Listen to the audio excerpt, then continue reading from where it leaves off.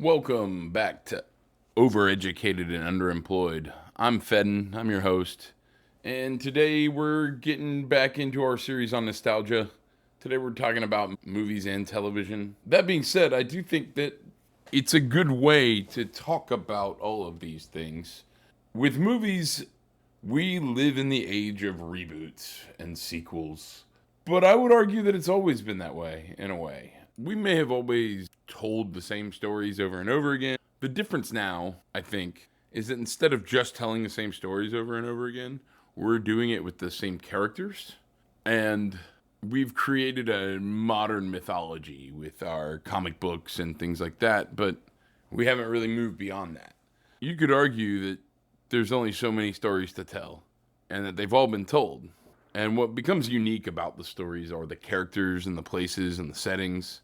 I think about the movie 10 Things I Hate About You, for instance. It's a reimagining or retelling of The Taming of the Shrew, which is Shakespeare, but it's set in Seattle in the late 90s, and it's a teen comedy.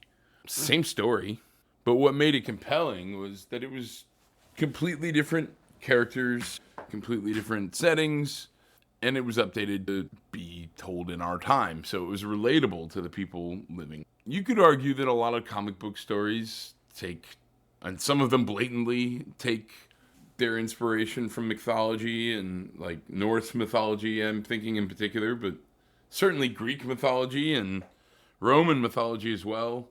But the difference is like, instead of having a reimagining with a new set of characters, we're having a reimaginings with the same sets of characters. Adam Conover recently released a video about how the age of the old Hollywood star was dead. And what he meant by that was that people no longer went to see movies because an actor was in them.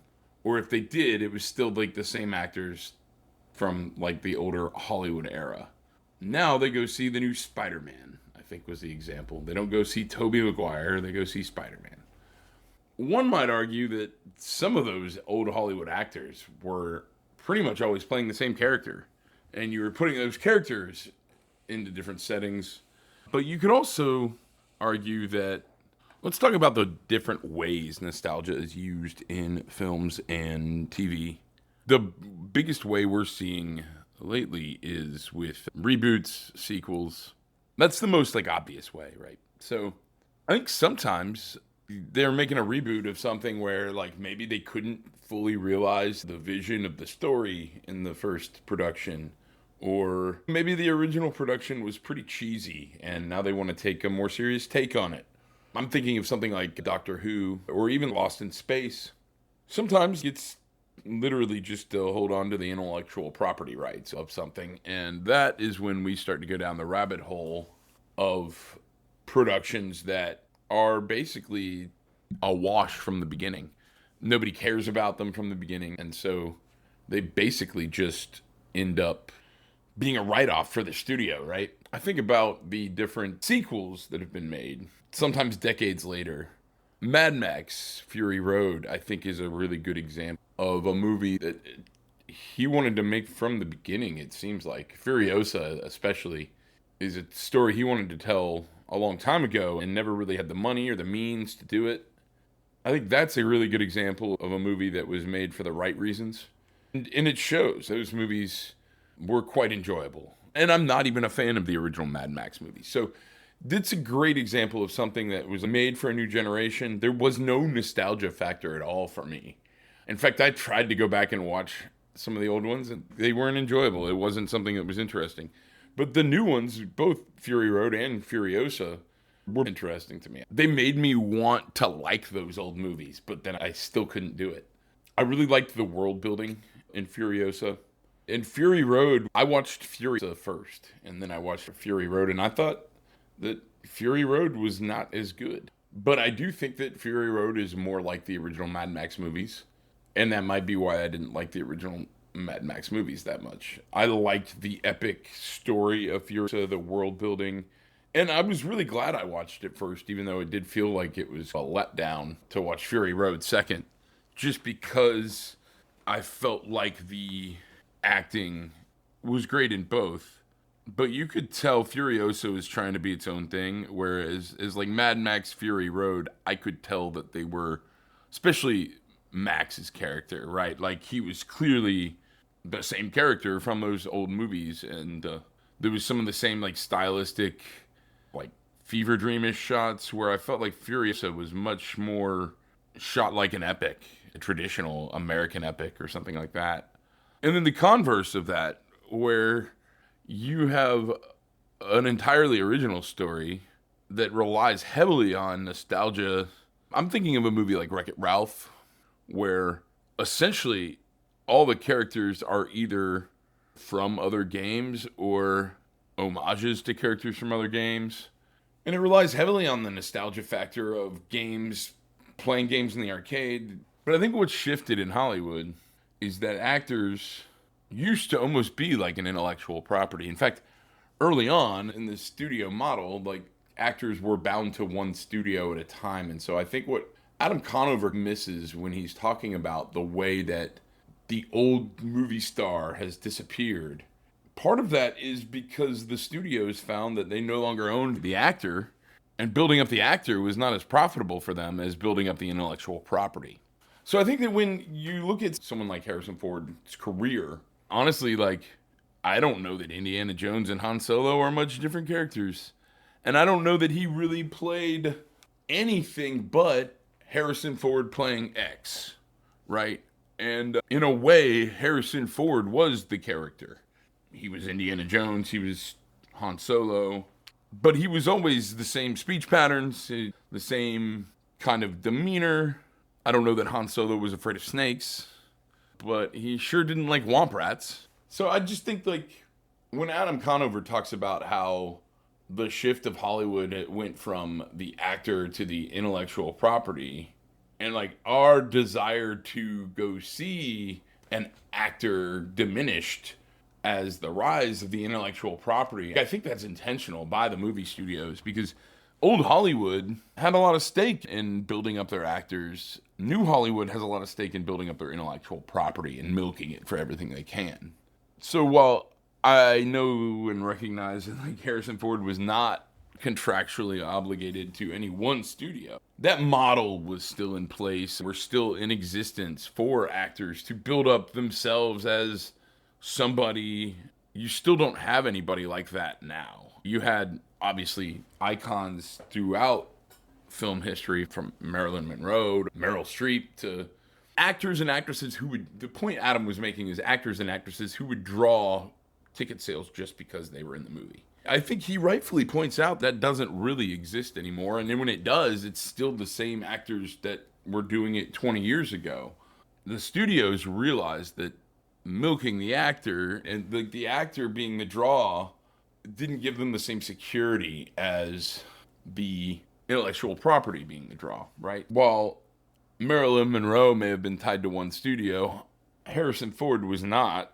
And so as time went on, the studios started shifting towards building up their intellectual properties, i.e. Star Wars over Harrison Ford, i.e. Han Solo over Harrison Ford, Indiana Jones over Harrison Ford. Sometimes these are just cash grabs.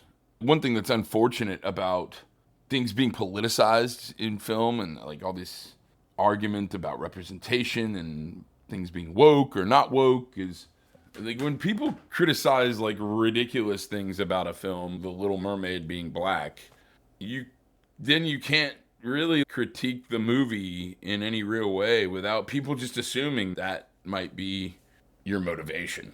So it's really harmful to everybody involved, because you can't then give a fair critique of a movie without it being some kind of political statement or being perceived as one, at least. And you can't make fair criticisms of a film. I haven't seen the new Snow White, okay? I've heard it's not great. But I also don't know what the motivation of those people are that tell me that it's not great. Because I'll be honest, like, I believe that it probably isn't great. But I don't believe that just because, like, they altered it or they made it, like, a different story, or, like, I just feel, for one, it's probably not for me. Now, you might say, duh. But I'm actually somebody who really enjoys a lot of Disney movies, a lot of Pixar films. I love animation. I might even watch the Snow White movie at some point. It's not something that I was like excited or upset that they were doing, though. But when people criticize it for artificial or hateful reasons, it makes it impossible to give a fair critique of the film without having your motives questioned. So, like, the people that really don't want to like the movie, they complain about it for absurd reasons, are doing themselves a disservice because there's probably things about the movie that they could be critiquing that are legitimate that maybe they wouldn't show their cards so much or something like that. Then it becomes this totem pole for, oh, these people don't like it because of this, so I'm gonna like it because of that. And then all of a sudden you stop being like critical of the film as a film, and it becomes this like tent pole for whatever you think it stands for. And we're talking about a Disney movie here, folks. It's absurd. I feel like I've gone down a rabbit hole here, but I think it's important to point out that when something like the Ghostbusters remake is critiqued for having a female cast, that's irrelevant, but it makes it really hard to lob legitimate criticisms at the film without just sounding like you're one of the people that are jumping on that bandwagon. And I think it's really silly to even give those people a voice in the first place. We're talking about a handful of people on Twitter. It's not news. But it makes it also, I think, impossible for a studio to sometimes evaluate whether or not their work is worth doing. Because they get on this mission like, oh, we're going to rewrite this story. And it all becomes something way more than just like a kid's movie. Man, one reason I try and keep political debate, current events out of this podcast as much as I can, although I might be violating that right now, is because I don't think that everything needs to be politicized. I don't think everything needs to have a message. I don't think everything needs to be political. I think it's great. And this is somebody who's, my favorite band is one of the most political bands out there. And most of the music I listen to is political. But I don't necessarily want my movies and television to always be political too. And I don't always want my music to be political either. I don't necessarily need to listen to punk rock 24/7 or listen to something that's making a statement all the time. In fact, once the statement has been made and it becomes integrated into my like worldview, this is why I'm doing a 3-part series, because the lines are definitely blurred between what nostalgia is for all these 3 things. And really, nostalgia was just a way for me to group these things together and talk about them. Now, on the other hand, I have not seen this either, but I've heard that the new Looney Tunes, the Porky Pig, Daffy Duck movie is fantastic. I'm actually probably going to watch it this weekend, so I will probably review that along with a couple of concerts that I've been talking about reviewing and a few other things on next week's episode. But to me, it sounds like they went back to basics on that. Instead of trying to make a movie about all of the Looney Tunes, they just made like a really good Porky Pig Duck movie. And I don't even know if it's got Porky Pig and Daffy Duck. I think it does, but I haven't seen it. But I've heard that they just focus on a couple of Looney Tunes characters instead of trying to put the whole cast of characters into a movie. And it becomes this convoluted mess where it's like the stakes become too high for a Looney Tune. And all of a sudden you have something that's supposed to be silly and fun becomes this action-packed adventure that's really not anything to do with what the spirit of the Looney Tunes was. I'm thinking about the movie Back in Action with Brendan Fraser, which was really an odd film that they put out in the early, mid-2000s. It had a really hip soundtrack, had a bunch of bands on it that were like, but they were too old to really care about a Looney Tunes movie too. So it was like this marketing thing where they tried to like access every demographic, right? Like they had Brendan Fraser in it so the parents would be interested. Then they had the Looney Tunes for the kids, and then they had this soundtrack of all this like pop punk from the mid-2000s, early 2000s, that would make it so all the young adults would want to go. It worked. I went and saw it in theaters, and it was garbage, but I loved seeing my friends, or seeing bands I loved, like seeing their music on the big screen with the Looney Tunes. It was cool. I'm not going to say it didn't work, but it was objectively a terrible movie. And I think this is the problem that we've run into with Hollywood, is they've relied too much on the intellectual property sometimes. I think it is coming back around. I think Back in Action was 20 years ago plus, and this new Looney Tunes movie sounds like they went back to the original formula of Looney Tunes to make it, so that's really hopeful. Let's talk about another way that nostalgia is used in film and television, though. We've talked about the marketing aspects of it. We've talked about how it's kind of shifted from the intellectual property from being more actor or people focused. But I think the thing that's been lost in all of this is like the retelling. And then I'll go back to talking about something like 10 Things I Hate About You. Why not tell Shakespeare with Spider-Man? I'm not a screenplay writer, but like, why wouldn't we start to do a complete retelling and a modernization of it? Or why wouldn't we do modern reimaginings of even American classics and update it for the modern world? I imagine some Faulkner or Steinbeck being transplanted to modern America. And I feel like the point of both of those authors was just explore the human experience. Like I said, I'm not a screenplay writer, but I can imagine something like that would be done. And not even call it East of Eden, or not even call it Of Mice and Men, or just have a complete reimagining of these stories. Whether you're using intellectual property to tell them or not, I don't think that matters. I think what's happened is they've gotten too focused on the intellectual property. And while the actor, when they focused on the actors and enriching the actor's career, making them the kind of tent poles of the studios, those actors would play a variety of stories and a variety of settings. And even if Harrison Ford was playing kind of the same person, he still traveled across the galaxy and went back in time. And when I say went back in time, back to Nazi Germany. And also Star Wars was a long time ago. I will remind you of that as well. But my point is that the actors at least had more flexibility to tell different stories, to grow with their films and not always be playing the same characters. Because no matter who's playing Spider-Man, Spider-Man is Spider-Man. And no matter who's playing the Hulk, he's still Hulk. And there might be different elements of the character and different imaginings or different takes, but it's much more constricted than reimagining a story with new characters altogether.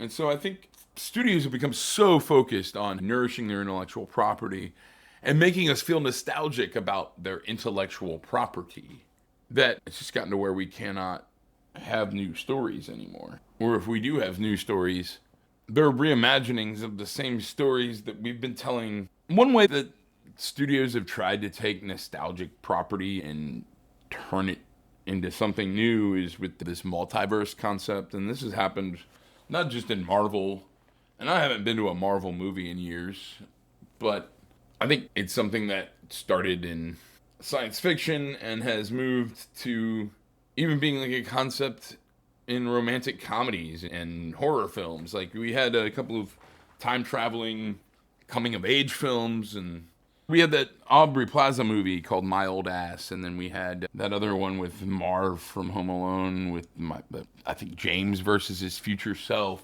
And both of them were, honestly, they were both the same movie, but one was like for men and one was for women. The Aubrey Plaza one, she takes mushrooms and her future self comes and basically shows up and shows her as a spirit guide. James versus his future self, much more brash about it, and he's much more confrontational. There's a bit of violence. It really did feel, honestly, I watched those two movies pretty close to each other. And it was a weird way of incorporating nostalgia into these films because they tapped into more of the emotional nostalgia of just being young, what it's like to pursue your dreams or to focus on family or whatever it is that they felt they had regretted doing more or less of, too much or too little of. And while both those two films were very similar, they together were pretty unique, I thought. But they still were very nostalgic in a way. Shows like Stranger Things are another good example of a new story that uses a lot of nostalgic elements, but in a different way. I think if you're talking about like My Old Ass and James versus his future self, I think that's the name of the movie. If you're thinking about those two movies, it's more about the emotional connection with your past in a nostalgic way.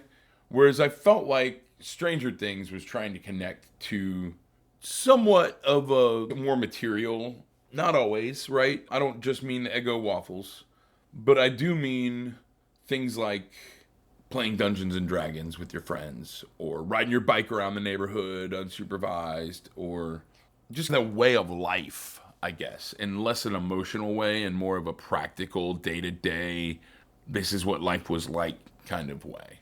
These are two examples of the way nostalgia can be used effectively without being gimmicky, without relying on intellectual property to drive the narrative. And you can take that kind of formula. It's almost like what The Sandlot did a generation before, right? An original movie that relied on nostalgia heavily for the parents. I think there are ways that a nostalgia can be used effectively, and there are ways, like, I'm not saying we should never have a new Spider-Man movie or a new Marvel, but obviously we've been inundated with this stuff for so long at this point. And the Hollywood numbers are showing it, right? It's not just COVID, it's not just home theaters and streaming. There haven't been movies that people want to go see as like an event as much as there used to be at all. Just because even when the new Star Wars movies came out, like, that was an event, but now there's been so many of them, like, it's lost its shine. I think about the movie Fight Club when it came out and how it was not a successful film, really, and I think it was marketed poorly, and I'm not even gonna... I watched that film recently again, and in some ways, you could say that it led to the incel movement, but I think the other thing that you can say about it is that it was a movie that nobody had seen anything like it. You took an original novel, you took an original director, and they truly made something unique. And over time, that movie became a cult classic for a lot of people and really launched Chuck Palahniuk's career and as an author even further. Not that he was successful before then, but he's been riding that wave ever since. They did make another movie off of one of his books, but I don't think it did well at all. And don't get me wrong, we still see movies being made off of books, but a lot of the time they're just your generic New York Times bestseller. So I think there are effective ways to use nostalgia. Sometimes, though, they're just relying on gimmicks, right? They're just relying on the intellectual property to carry it through. And sometimes they make a movie that is literally just to create an intellectual property. I think about something like the Emoji Movie, which is obviously everybody knows that movie never should have been made. And I've never seen it. It could be fantastic. I don't know. But the point that I'm making is that there's simply no real way to look at that movie and take it seriously as anything other than just a cash grab. I just wanted to talk about a bunch of shit that I like or don't like or observations about these industries. I think what it comes down to is like dishonest marketing when it comes to music, unoriginal plots, and relying too much on intellectual properties when it comes to movies and television. On the other hand, that can actually be done really effectively. And I've been talking a lot about Harrison Ford and Indiana Jones. They put out an Indiana Jones game last year, and I'm going to leave this episode off with this because it's a great transition from the movies to the games. I haven't seen the last two Indiana Jones films. I'm sure they're fine, but I'm also very aware that they couldn't be anything as good as the original. I'm a big fan of the original three. And honestly, when I heard there was aliens in Crystal Skull, I just didn't see it. But when this game came out, they didn't ask Harrison Ford to voice it. They got some guy to do basically his best Harrison Ford impression. They used Harrison Ford's likeness in making the character. And instead of it being set when Indiana Jones is 70, I believe it's set between the events of like Temple of Doom and The Last Crusade. And so you're back to Indiana fighting Nazis in a world where there was less technology and more the world that Indiana Jones was born in.